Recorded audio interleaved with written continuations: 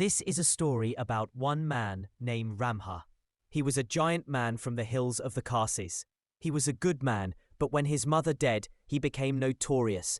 He used to threaten people from one village to another village.